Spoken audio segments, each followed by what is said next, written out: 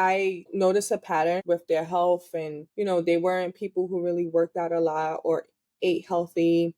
And I didn't want to continue that cycle. There's a lot of cycles I just didn't want to continue in general, whether it was like, financially how they were or mentally how they were, also with their health. I wanted to be that person who kind of changed, break generational curses and just kind of made the change. And I wanted to live a healthier lifestyle because I want to live long, and if I have children, I want them to live long, and I want them to understand that eating better and being physical in the gym, is just so good for your health.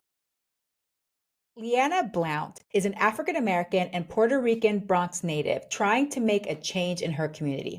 She is paving the way, making vegan comfort food in the very way our mamas, nanas, and abuelitas made, but better. Black Rican Vegan is a pop up that puts a vegan twist on soul food and Puerto Rican cuisine to vegan desert areas.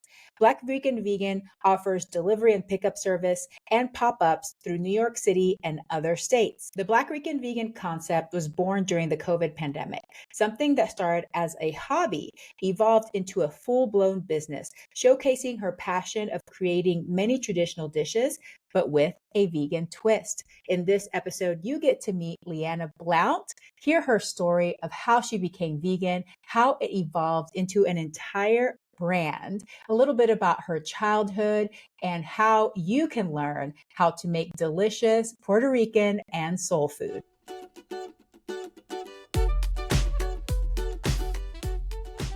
Hello, Lyana Blount. Welcome to Veggie Doctor Radio. Hi, thank you for having me. Well, this is super exciting. I got a copy of your cookbook that was released this year, and it is just mouth-watering. I'm actually Panamanian, so I'm Oh, from nice. Panama, and we have a lot of similar things. Like wandu, pigeon peas, is my favorite bean. So arroz con wandu, we do arroz con wandu y coco in Panama. Oh, Is like great. So nice. I can't wait to try some of these recipes. They look amazing. But let's start Thank you. from the beginning. Why Yes. and when did you become vegan? So I started my vegan journey back in 2016. This was a time where it was my first time living alone. I made a schedule for myself to go to work and work out, work on my fitness. I just wanted to be healthier and be mentally strong. And I also kind of wanted to heal myself. So I started to like pick up self-help books. My friend at the time was vegan, so she was teaching me about like holistic lifestyle and how natural remedies is just more better for the body, and it could also aid in healing, like using natural remedies for on your body, in your body. So I just took an interest to it, and she would take me to eat at different vegan restaurants. And I've been the type that was never a picky eater, so I've always enjoyed the food that we would go out to eat. And she had recommended me to read a book called Skinny Bitch, and I Mhm. read it, and I was really turned off by the way the animals were being processed before they hit our plate, and being that I was focused on how energy transfers and just a more holistic lifestyle, I couldn't see myself eating meat anymore. So I made the transition back then, and I think it's been like the biggest blessing of my life. Wow, that's amazing. And it's actually pretty recent. You haven't been vegan for even 10 years. And it must Hmm. have been something that was meant to be for you because you've Yeah. created an entire business and brand around it. So tell me the story about that Black Rican Vegan. How did that come about? Yeah. So when I was doing the whole holistic lifestyle and I was being super healthy, I've always loved to cook. So I would just post my healthy meals on Facebook back in 2016. And my friend at the time came over, and I would always feed my friends. And he was like, "You should meal prep." And I was like, "Yeah, I'm going to do it." So I just kind of like jumped into meal prepping. I thought of a business name. My boss at the time was giving me a lot of business advice, and I would cook food at home. I would make meals. It was about 5 to 10 meals for a small amount of clients that I had. And then I would deliver it to wherever they lived. And that was mainly in the Bronx, New York. So as I was doing this, I started to create more vegan meals because that's what I was eating at the time. I was still cooking with meat, but I just wanted to eat my own vegan meals. And then I started to incorporate it in my menu that I have for meal prep. And a lot of my customers were interested in trying the vegan meals. So I just felt like it was a good thing. I was educating them and giving them something new that they weren't really used to eating, especially it being vegan. And then I started to get a few vegan clients. And um, I thought of the name because I'm half black and I'm half Puerto Rican. And at the time I was like, I'm vegan now. And it just sounded good. And I had my friend made me up a logo and I just had like this vision for it at the time, but I didn't execute it until 2020. When I was home more and I was cooking more vegan foods and posting it on my Black Vegan page that I had just made. And from there, it just kind of took off. And the name was truly aligned with who I am. Is truly aligned with who I am, and it's just been a hit since. That's amazing. And then you've continued to cook for others. So it's not just the pictures of food that you're posting that you're eating for yourself, like you're actually preparing food for others. So Yeah. right now, tell me about what your business structure is like. Is it mostly pop-ups or are you actually still doing like meal prep and that kind of thing? So when I first started, I stopped doing prep to go because we had lost the kitchen during the pandemic, and Black Vegan was kind of taking off a little more. So I took that on just part time, and I kind of left prep to go alone. Uh, the people who were following me were asking me to make a menu for them so they could try the food. So I posted a menu. I would take orders on Wednesday and then shop for the food Thursday and Friday after work because I was still working, and prepare the food. And then Saturday and Sunday, I was cooking the food and making deliveries.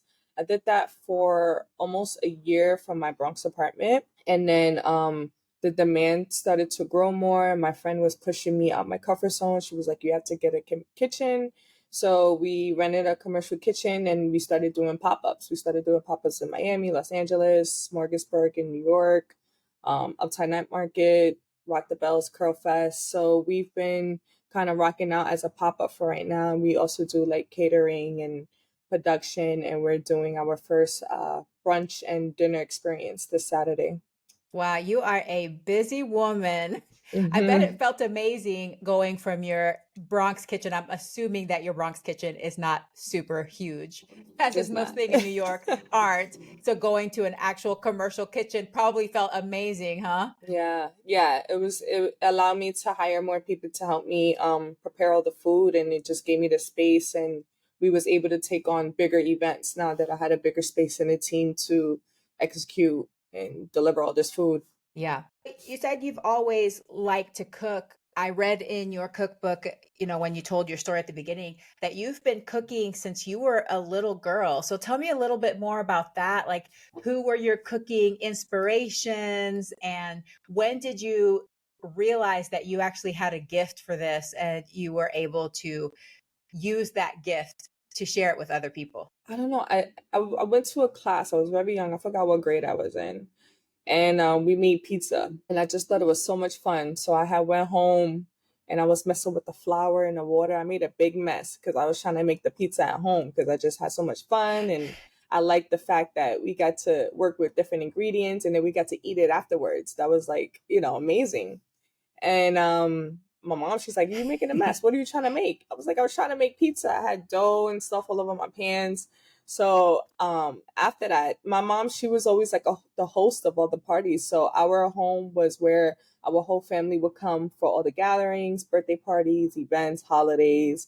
And it was her and my uncle who would do most of the cooking. So I would just go to the kitchen, ask what they were making, and ask if I could help. I made a few mistakes, but it was always fun to me. My uncle, he always had a passion for cooking, and he would be so excited about the things he would create, and I would just try it and it would taste good. So I think my love for cooking just grew naturally, and it grew with, them teaching me how to cook and seeing how it brings the family together, and it's delicious, and people come to our home because we're the hostess, and they take food to go. So I always just felt like it was something really special about it. And it allowed me to be creative and my mom, she would work.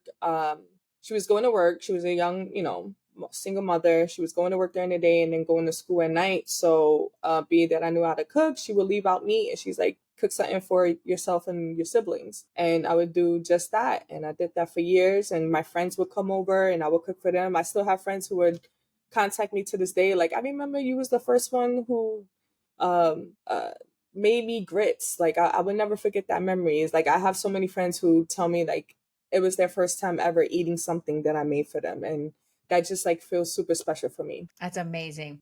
Well, I'd love to know what your favorite vegan creation has been, whether it's, more of a Puerto Rican traditional thing or something different. What have you made that you remember having non-vegan, but then you veganized it and you were like, oh my gosh, this is the best?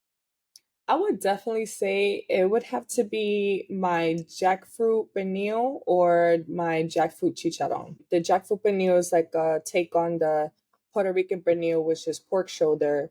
And I would see like certain vegans use jackfruit to do like barbecue sliders. And I'm like, okay, well, if they're using it as a pork substitute, pernil is a pork, and maybe I could use jackfruit as a pernil substitute. So the idea kind of came about that way. And that was actually one of the first recipes that I had posted, and people couldn't believe that it was vegan. So I would say that dish kind of like changed my life.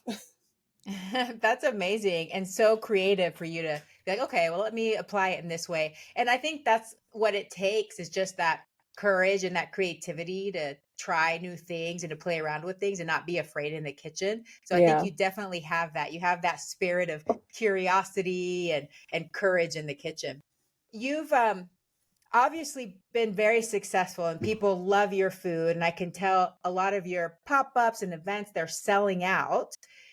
Have you gotten to a point ever where you're like, "Oh my gosh, this is exhausting, it's overwhelming. I don't know if I wanna cook this much for so long." Have you had any of Hmm. those feelings?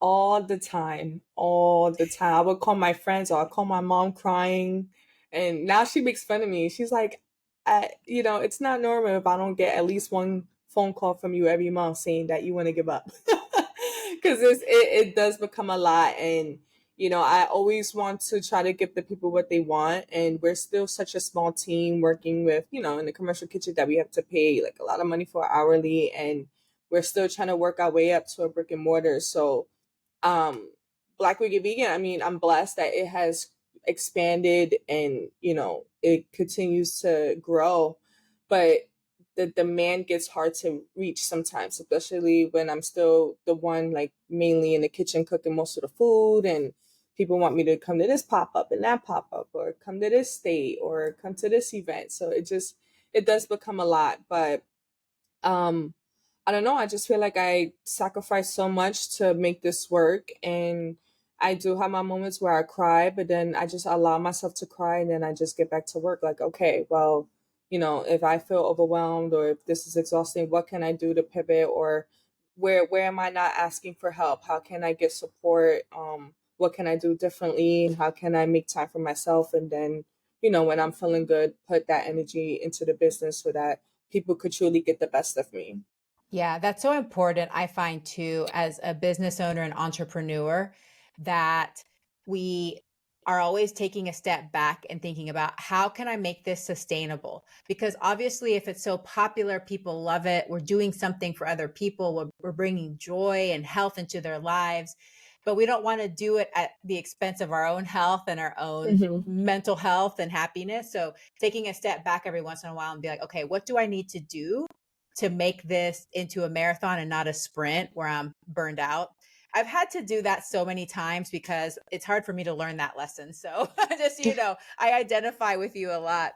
Mm. Well, let's take a step back because I know that in your book, you also wrote about, you went through your own journey of wanting to find health and holistic living, that kind of thing.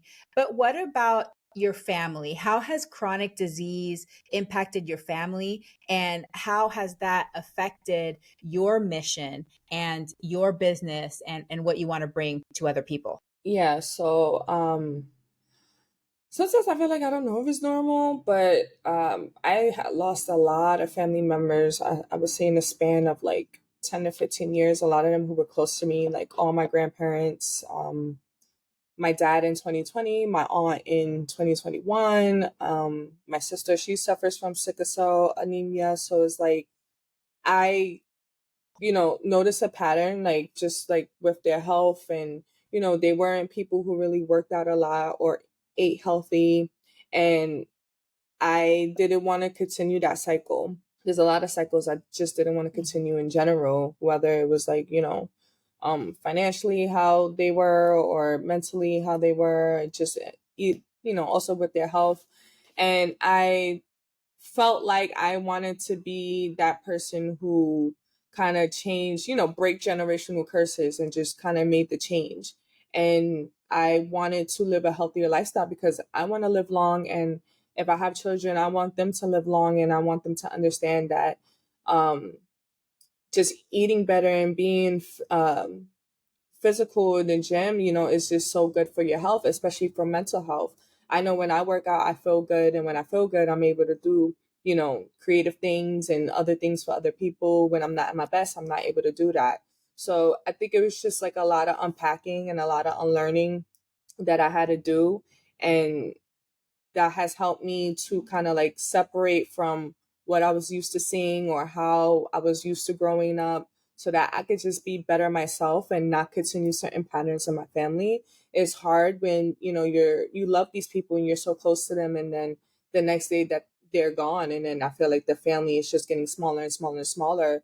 And I love my family so much. My family, it's like super big for me. I'm very big on family. I always want to be around my family. They have taught me so much, even with food. I wouldn't even be here without them. So um, it was something definitely heartfelt for me, and truly emotional. And I felt like my purpose was to just be better and to, you know, break those generational curses and try to build new habits for myself and for my family, and hopefully make an impact on the community for them to do the same.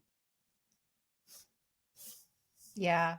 Wow. Thank you for sharing that. And, you started out asking, I don't know if it's normal or not. And sometimes we don't know, because if our whole life is a certain way, we don't know if that's the way it is for everybody. And I think that's why people just start to automatically believe, well, everybody in my family has diabetes. So obviously I'm going to get diabetes. Everybody in my Yeah. family has heart disease. Well, obviously I'm going to get heart disease, and this is probably the way I'm going to die. But I think sometimes when we step outside of that and start questioning, well, is it really? Do we really all have to get this? Then we can start asking those questions about how we can make changes in our own lifestyles. And you're right. When we do that, we're able to pass down this new norm.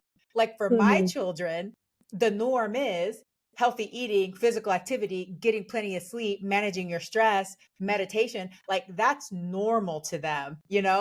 And so we create this new environment, this new vision board for life that we want to set for ourselves. But it is going to affect other people. It's going to trickle down into the people that we love and the people that are around us. So, congratulations on being Thank you. able to realize that and take a step beyond it and be like, I'm going to make a change because of love.